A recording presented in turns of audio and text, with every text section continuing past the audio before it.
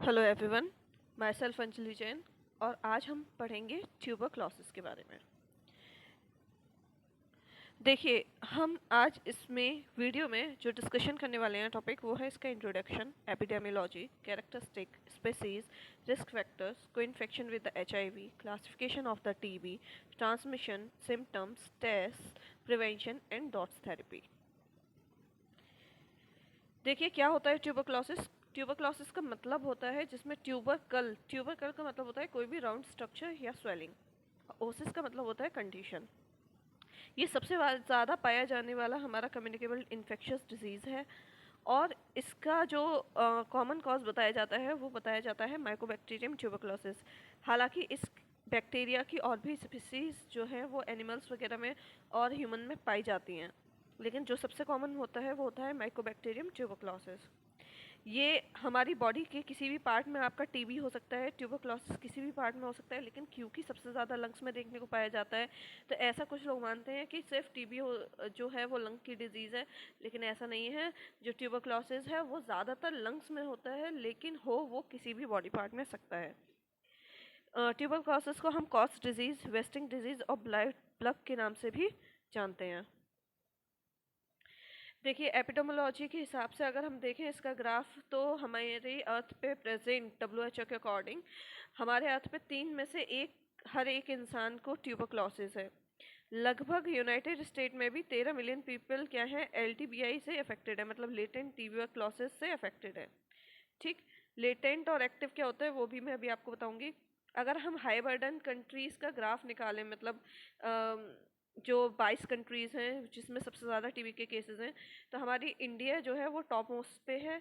हमने इस मामले में चाइना, साउथ अफ्रीका सबको पीछे छोड़ रखा है। मतलब सबके साथ ज़्यादा जो केसेस देखे जाते हैं, सबसे ज़्यादा जो केसेस देखे जाते हैं वो हमारे इंडिया में देखे जाते हैं ट्यूबरक्लोसिस के।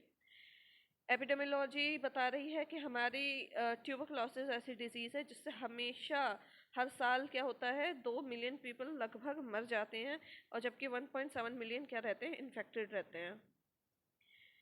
ये देखिए, आप ग्राफ देखिए, इंडिया का अलग ही ग्राफ जा रहा है, अकेला 21% का, जबकि बाकी सारी कंट्रीज़ का अगर हम मिलाएंगे, चाइना व इंडोनेशिया और मेजर कंट्रीज़ का उनको छोड़ के, तो उनको मिला के 20% है सबका, और इंडिया का अकेले का 21% इसमें दिखा रहा है। तो इससे आप देखिए, जैसे ग्लोबल एनुअल इंसिडेंसेस अगर 9.4 मिलियन हैं ग्लोबल में, तो उसमें इंडिया की जो शेयरिंग है वो 1.96% है, अकेले इंडिया की। अब मैंने आपको बताया था कि माइकोबैक्टीरियम ट्यूबरक्लोसिस दो तरीके से प्रेजेंट रहता है, या तो लेटेंट फॉर्म में या फिर प्रोग्रेसिव फॉर्म में। देखिए, जो लेटेंट फॉर्म है इसका मतलब ये है कि आपका बैक्टीरिया प्रेजेंट है, लेकिन वो इतना इन्फेक्शियस या मल्टीप्लाई नहीं हो रहा है। एक्टिव का फॉर्म का मतलब होता है कि वो मल्टीप्लिकेशन में जा रहा है और वो बहुत ज़्यादा जल्दी जल्दी स्प्रेड हो रहा है। माइकोबैक्टीरियम ट्यूबरक्लोसिस की अपने कुछ फीचर्स हैं, जैसे कि ये रॉड शेप का है, या फिर इसका 0.2 से 0.5 माइक्रोन का जो साइज़ है वो होना, या इसकी सेल वॉल में माइकोलिक एसिड का प्रेजेंट होना, या फिर इसका एसिड और अल्कोहल के लिए डिक्लोराइज होना, इसका एरोबिक होना, नॉन मोटाइल होना, ठीक है, इसका मल्टीप्लिकेशन। ये सारी चीज़ें जो होती हैं वो माइकोबैक्टीरियम ट्यूबरक्लोसिस को बाकी बैक्टीरिया से अलग बनाती हैं। अगर हम माइकोबैक्टीरियम ट्यूबरक्लोसिस की बात करें तो उनमें कौन कौन सी जो स्पीसीज़ हैं वो पाई जाती हैं। देखिए, दो तरीके की स्पीसीज़ है, टिपिकल और एटिपिकल। एटिपिकल का मतलब होता है कि जो स्पीसीज़ के सिमिलैरिटीज़ फीचर्स हैं, जैसे क्लोज स्पीसीज़ कौन सी हैं और सिमिलर फीचर्स में, और कम क्लोज कौन सी फीचर्स हैं। तो जो टिपिकल है, ठीक है, देखिए जैसे टिपिकल कौन कौन सी हो गई, माइकोबैक्टीरियम ट्यूबरक्लोसिस हो गई, माइकोबैक्टीरियम होमिनिस हो गई, माइकोबैक्टीरियम बॉविन हो गई। ट्यूबरक्लोसिस ज़्यादातर इंसानों में पाया जाता है, लेकिन जब जानवरों की बात की जाती है तो उसमें जो माइकोबैक्टीरियम की स्पीसीज पाई जाती है वो होती है माइकोबैक्टीरियम बॉविस।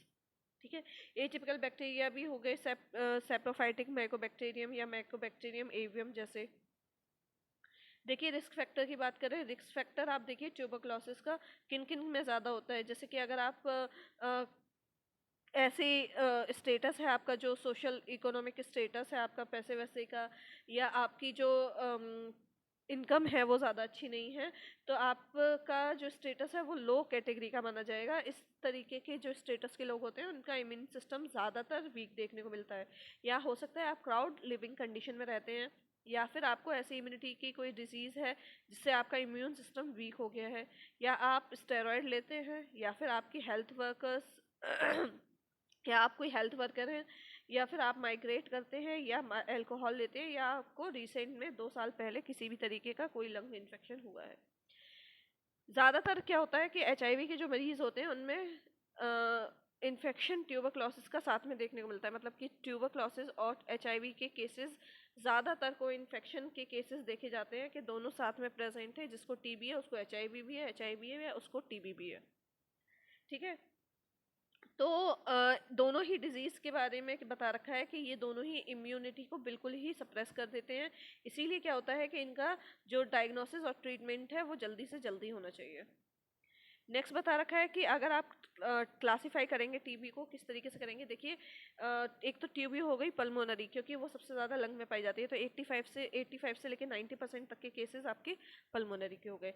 लेकिन एक्स्ट्रा पल्मोनरी की अगर बात करेंगे तो 10 से 15% जो ट्यूबरक्लोसिस के केसेस हैं, मतलब जो अलग से पाए जाते हैं। देखिए जैसे ये मैंने आपको इसमें दिखा रखा है, ये एक्स्ट्रा पल्मोनरी के केसेस हैं। देखिए स्किन पे इस तरीके की चीज़ें हो जाती हैं, एक्स्ट्रा पल्मोनरी मतलब लंग्स के अलावा। ठीक है, और इसमें बता रखा है कि आपका स्प्यूटम के केसेस पे, स्प्यूटम जैसे आपका जो थूक होता है अगर उसमें बैक्टीरिया प्रेजेंट है उसके हिसाब से देखेंगे तो स्प्यूटम पॉजिटिव टीबी, और नहीं प्रेजेंट है तो sputum negative TB. Body part के हिसाब से देखिए कौन कौन से बॉडी पार्ट्स में पाया जाता है। लिम्फ नोड्स में पाया जाएगा, बोन और जॉइंट्स में पाया जाएगा, जेनाइटो यूरिनरी ट्रैक्ट में पाया जाएगा, मेनिंजेस जो आपकी ब्रेन की लेयर्स होती हैं उनमें भी पाया जाएगा, इंटेस्टाइन या स्किन में किसी में भी टीबी हो सकता है। नेक्स्ट देखिए आप यहाँ पे इन्फेक्शन आपका बता रखा है लंग्स का, हार्ट का, subclinical, latent infection, active TB infection के बारे में ये सारे फीचर्स बता रखे हैं।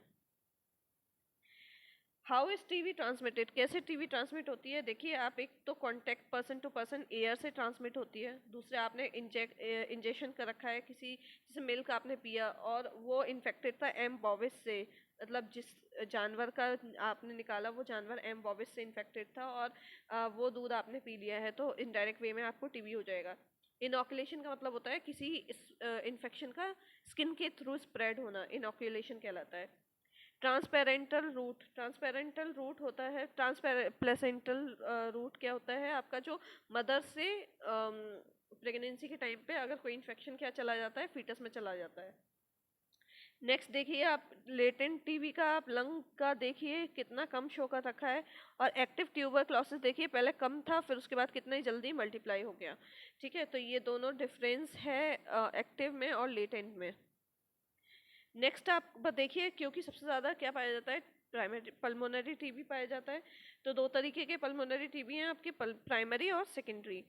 प्राइमरी जो है इसका मतलब ये होता है कि आपका अगर कोई इन्फेक्शन, जो इन्फेक्टेड इंडिविजुअल है उसको कभी इन्फेक्शन नहीं हुआ है इससे पहले, तो उसको बोलेंगे प्राइमरी टीबी, जिसको हम गोन्स कॉम्प्लेक्स या चाइल्डहुड ट्यूबरक्लोसिस के नाम से जानते हैं। फिर होता है सेकेंडरी ट्यूबरक्लोसिस, जिसको हम मतलब जिसमें पहले भी इन्फेक्शन हो चुका है लेकिन फिर भी हम सेकेंड उसको दोबारा इन्फेक्शन अगर हो गया है तो इसको हम सेकेंडरी ट्यूबरक्लोसिस के नाम से जानते हैं। और पोस्ट प्राइमरी री इन्फेक्शन या क्रोनिक ट्यूबरक्लोसिस के नाम से भी जानते हैं। सिम्टम्स देखिए क्या क्या है इसके। आपको 2 हफ्ते से खांसी है, ठीक है, आपको बुखार आ रहा है, आपको थकान हो रही है, आपको वज़न कम हो गया है, आपको छाती में लगातार कफ बना रहता है, कफ में खून आ रहा है, या नाइट स्वेट्स हो गया है। अगर आप टेस्ट की बात करें तो देखिए कौन कौन से टेस्ट हैं, जैसे सीटी स्कैन, चेस्ट एक्सरे। देखिए दोनों तरीके के टेस्ट होते हैं, एक तो रेडियोलॉजी डिपार्टमेंट के अंदर में आने वाले टेस्ट और एक होता है लेबोरेटरी के अंदर में आने वाले टेस्ट। तो रेडियोलॉजी के टेस्ट हैं जैसे कि सीटी स्कैन। देखिए नॉर्मल जो सीटी स्कैन दिखाई देता है वो कुछ इस तरीके का दिखाई देता है।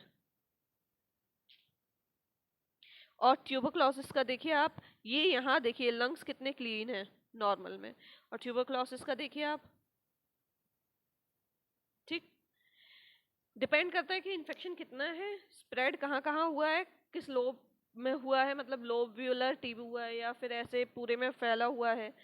अब देखिए आप सीटी स्कैन की ये एक्सियल स्लाइस देखिए, लंग्स बिल्कुल ब्लैक और क्लीन है। और ट्यूबरक्लोसिस की सीटी की स्लाइड देखिए ये देखिए स्लाइसेस, लंग्स क्लीन नहीं है, इनमें वाइट वाइट पैचेस आ रहे हैं जो कि इन्फेक्शन को शो कर रहे हैं। वैसे अगर लंग्स होते हैं वो क्लीन ब्लैक दिखाई देते हैं। ये हार्ट वगैरह के स्ट्रक्चर्स हो गए आपके नॉर्मल सीटी में, ठीक है, आपके लंग्स जो है बीच में एरिया क्लीन है। ये जो वाइट पैचेस आ गए ये आपकी ट्यूबरक्लोसिस को शो कर रहे हैं। हमारे पास लंग की डायग्नोसिस करने के लिए HRCT भी एक टेस्ट होता है, जिसका फुल फॉर्म होता है हाई रिजोल्यूशन कंप्यूटर टोमोग्राफी। आपने देखा होगा अभी कोविड गया है तो कोविड में सबसे ज़्यादा HRCT हुआ था, क्यों? क्योंकि उसकी रीज़न यही था कि HRCT में आप लंग का कोई भी एग्ज़ाम करें उसमें बहुत फाइन डिटेल्स आ जाती हैं, क्योंकि इसमें जो स्लाइसेस लेते हैं वो हम अदर्स कंपैरिजन में बहुत थिन लेते हैं। हमारे पास सीटी स्कैन में 3D इमेज भी अवेलेबल है। आजकल क्या है, आप 3D वे में भी सीटी स्कैन पे देख सकते हैं कि आपकी जो एनाटमी है उसमें एक्चुअल में क्या इन्फेक्शन वगैरह है। पैथ लैब की टेस्ट्स भी अवेलेबल हैं, जैसे कि बीटा ऐसे टेस्ट है जिसमें आपका यूरिन और सीरम के सैंपल लिए जाते हैं, उनको टेस्टिंग कराई जाती है, ठीक है। उसके बाद आपका एलिजा टेस्ट है, ठीक, जिसमें आपका स्प्यूटम का और प्लूरल फ्लूइड का क्या लिया जाता है, सैंपल लिया जाता है, उसको टेस्ट कराया जाता है। ये दोनों ही तरीके के टेस्ट जो हैं वो बजट फ्रेंडली हैं। आपकी रेडियोलॉजी के भी टेस्ट और लैब टेस्ट बजट फ्रेंडली हैं। और लेकिन रेडियोलॉजी में क्या बेनिफिट होता है कि जैसे आप सीटी स्कैन और चेस्ट एक्सरे कराएंगे उसकी इमीडिएट रिपोर्टिंग स्क्रीन पे देखने को मिल जाती है। जो भी स्कैन किया स्क्रीन पर आ गया तुरंत, तो पता चल गया कि अच्छा हाँ इन्फेक्शन है और कितने पार्ट में फैला हुआ है।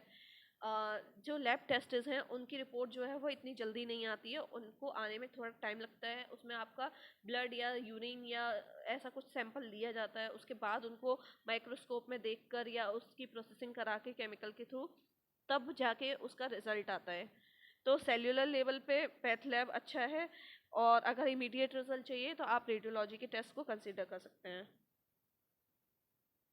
उसके बाद आता है PPD test, purified protein derivative test. इसको हम स्किन ट्यूबरक्लोन टेस्ट भी बोलते हैं। स्किन ट्यूबरक्लोसिस टेस्ट क्यों बोलते हैं? और PPD प्योरीफाइड प्रोटीन डेरिवेटिव, इसका मतलब क्या है कि हमने इंजेक्शन लगाया, जो आपका आर्म होता है, हाथ होता है, उसका जो निचला हिस्सा होता है, मतलब लोअर फोर आर्म, उसमें आपने इंजेक्शन लगाया उसकी स्किन पे। अब इंजेक्शन लगाने के बाद कुछ घंटों बाद, जैसे 40 आवर्स या 24 आवर्स के बाद क्या होगा, ग्रोथ होगी वहाँ पे जहाँ आपने इंजेक्शन लगाया था PPD का। तो किस कैटेगरी की ग्रोथ हुई है, कम ग्रोथ हुई है, ज़्यादा ग्रोथ हुई है, और भी ज़्यादा ग्रोथ हुई है, उसकी हम लेंथ मेज़र करते हैं और उसके हिसाब से देखते हैं कि रिजल्ट पॉजिटिव है या नेगेटिव है। अगर पॉजिटिव है तो किस कैटेगरी के अंडर में वो आ रहा है। क्या क्या इसकी प्रिवेंशन है? देखिए मास्क लगा के रहिए, BCG का इंजेक्शन लगवाइए, अभी इसके बारे में बताते हैं। अपना मेडिकल चेकअप कराइए, आइसोलेट करके रखिए, वेंटिलेशन में रहिए, सनलाइट लीजिए। यूवी जर्मिसाइडल रेडिएशन का मतलब होता है ऐसी यूवी रेज का यूज़ करना जिसकी वेवलेंथ कम है, किसी भी माइक्रो ऑर्गेनिज्म को किल करने के लिए। ये लेबोरेटरी में बेसिकली करते हैं। BCG का इंजेक्शन क्या होता है? BCG का इंजेक्शन की फुल फॉर्म होती है बेसाइल कैलमिट यूरिन, BCG, ठीक है।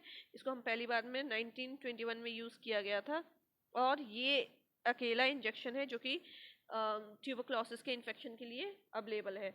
इसका जो असर रहता है वो 15 से 20 साल तक रहता है, तो अगर आप इसको लगवा लेते हैं तो अच्छा है आप ही के लिए। फिर उसके बाद ट्यूबरक्लोसिस की जब बात करते हैं तो बात करते हैं डॉट्स थेरेपी की। डॉट्स थेरेपी का मतलब होता है directly observe treatment short course. होता क्या है इसमें कि जो आपको दवाइयाँ दी जाती हैं ट्यूबरक्लोसिस की, वो हेल्थ वर्कर्स की गाइडेंस में दी जाती हैं, आपको हर एक ट्रीटमेंट दिया जाता है। इसका रीज़न ये होता है कि जो अगर आप ऐसा करते हैं कि आपने दवाई ली फिर छोड़ दी, तो आपकी जो बॉडी है वो रेजिस्टिव हो जाती है, माइकोबैक्टीरियम उससे रेजिस्टिव हो जाता है। फिर उसके बाद अब अगर आप दोबारा कोर्स शुरू करेंगे तो उसके लिए वो दवाइयाँ उतना असर नहीं करेंगी। तो बेहतर है कि आप एक बार में कोर्स को कंप्लीट कीजिए। 6 से 12 महीने का ये कोर्स होता है, और ये हेल्थ वर्कर्स की गाइडेंस में रहता है, आपको हर एक डोज दी जाती है। Thank you so much for your attention. I hope you like this video and find this video informative. Thank you so much.